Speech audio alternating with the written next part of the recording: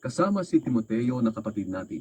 Mahal kong mga taga-Kolosas, pinabanal at matatapat na kapatid na kay Kristo. Sumainyo nawa ang biyaya at kapayapaang galing sa Diyos na ating Ama.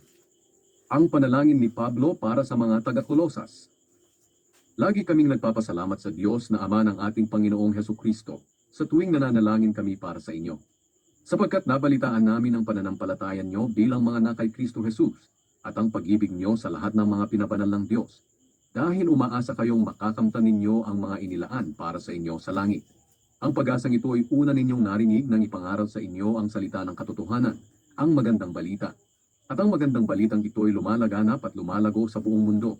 Katulad ng nangyari sa inyo noong una ninyong marinig at maunawaan ang katotohanan tungkol sa biyaya ng Diyos. Natutunan nyo ito kay Epafras na minamahal namin at kapwa lingkod ng Panginoon. Isa siyang tapat na lingkod ni Kristo at pumariyan siya bilang kinatawan namin.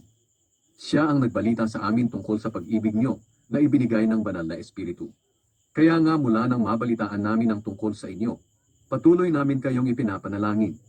Hinihiling namin sa Diyos na bigyan nawa kayo ng karunungan at pangunawang mula sa banal na Espiritu, para lubusan ninyong malaman ang kalooban niya. Sa ganoon makakapamuhay kayo ng karapat-dapat at kalugod-lugod sa Panginoon sa lahat ng bagay. At makikita na lumalago kayo sa mabubuting gawa at sa pagkakakilala sa Diyos.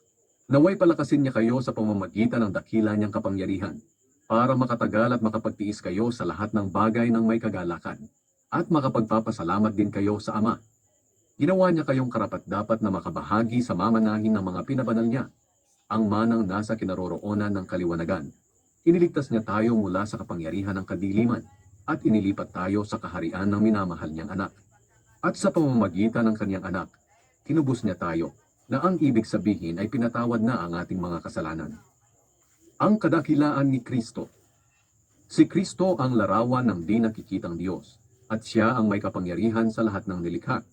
Sapagkat sa pamamagitan niya at para sa kanya, nilikha ang lahat ng nasa langit at nasa mundo, ang nakikita pati rin ang di nakikita, katulad ng mga espiritong naghahari at namamahala, mga espiritong namumuno at may kapangyarihan.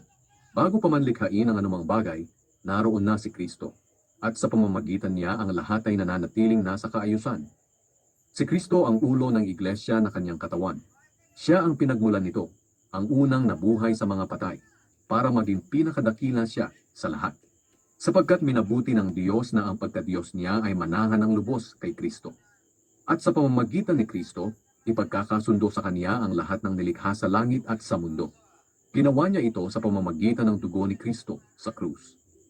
Noong una ay malayo kayo sa Diyos, at naging kaaway niya dahil sa kasamaan ng inyong pag-iisip at mga gawa. Pero ngayon, ibinalik na niya kayo sa kanyang sarili, sa pamamagitan ng kamatayan ng katawang tao ni Kristo. Kaya maihaharap na kayo sa kanya na banal, malinis, at walang kapintasan. Pero kailangan ninyong manatiling tapat at matatag sa pananampalataya, at huwag hayaang mawala ang pag-asang dulot ng magandang balita na narinig ninyo. Ang magandang balita na ito ay pinahayag na sa buong mundo, at akong si Pablo ay naging lingkod nito. Ang paghihirap ni Pablo para sa mga mananampalataya.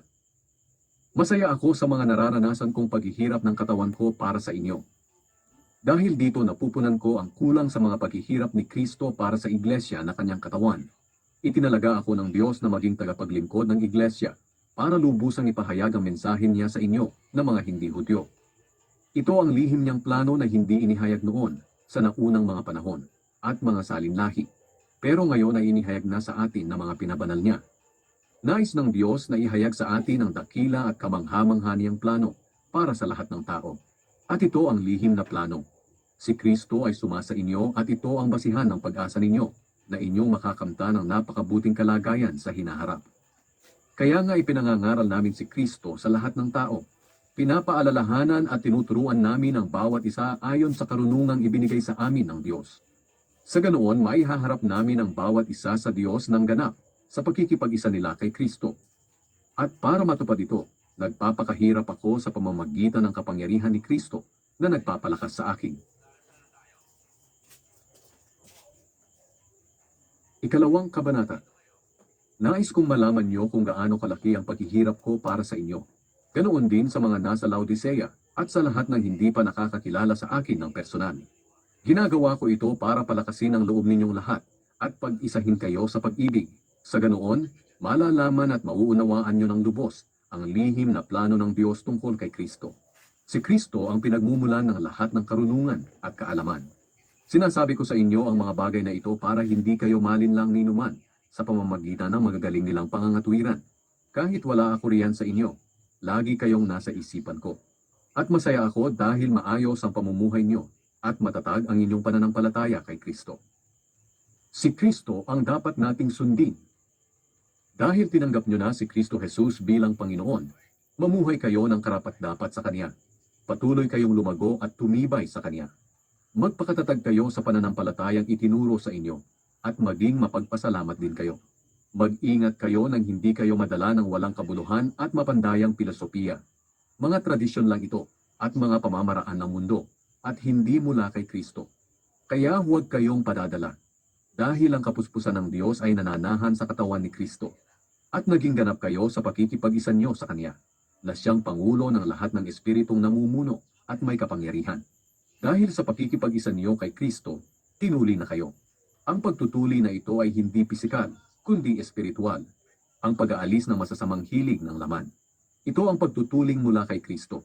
Inilibing kayong kasama ni Kristo nang bautismuhan kayo. At dahil na kay Kristo na kayo, muli kayong binuhay na kasama niya, dahil nananalig kayo sa kapangyarihan ng Diyos na bumuhay sa Kanya. Noong una itinuring kayong mga patay ng Diyos dahil sa mga kasalanan ninyo. Pero ngayon binuhay kayo ng Diyos kasama ni Kristo. Pinatawad niya ang lahat ng kasalanan natin. May pananagutan dapat tayo sa Diyos dahil hindi natin matupad ang kautusan. Pero inalis ito ng Diyos sa pamamagitan ng pagkapako ni Kristo sa krus. Kaya hindi na tayo parurusahan. Doon din sa krus nilupig ng Diyos ang mga espiritong namumuno at may kapangyarihan, at ipinakita sa lahat na ang mga ito ay bihag na niya. Kaya nga huwag na kayong padadala sa mga tao na nagsasabi sa inyo kung ano ang hindi dapat kainin o inumin, o kung ano ang dapat gawin tuwing kapistahan, pista ng pagsisimula ng buwan, o araw ng pamamahinga. Anino lang ang mga ito na inaasahan noon na darating, at si Kristo ang katuparan nito. Huwag kayong padadaya sa mga taong humihikayat na kailangan ninyong pagkaitan ng sarili nyo at sambahin ng mga anghel. Pinaninindigan nila ang mga ito dahil sa mga pangitain nila na pagyayabang lang, walang kabuluhan, at gawa-gawa lang ng makamundo nilang pag-iisip. Wala silang kaugnayan kay Kristo na siyang ulo natin. Siya ang nag-uugnay-ugnay at nag-aalaga sa atin na kanyang katawan sa pamamagitan ng mga magkakaugnay na bahagi nito. Sa ganoon, lumalago tayo ng naaayon sa Diyos. Ang bagong buhay kay Kristo. Namatay kayong kasama ni Kristo at pinalaya sa mga walang kabuluhang pamamaraan ng mundo. Kaya bakit namumuhay pa rin kayo na parang mga makamundo? Bakit sumusunod pa rin kayo sa mga tuntuning tulad ng huwag hahawak nito, huwag titikim yon, huwag hihipon yan? Ang mga ito'y batay lang sa utos at turo ng tao tungkol sa mga bagay na nawawala pagkatapos kainin o inumin. Sa unang tingin, parang may karunungan ang mga ganitong katuruan tungkol sa gusto nilang pagsamba, pagpapakumbaba, at pagpapahirap sa sariling katawan. Pero ang totoo, wala namang naitutulong ang mga ito sa pagpipigil sa masasamang hilig ng laman.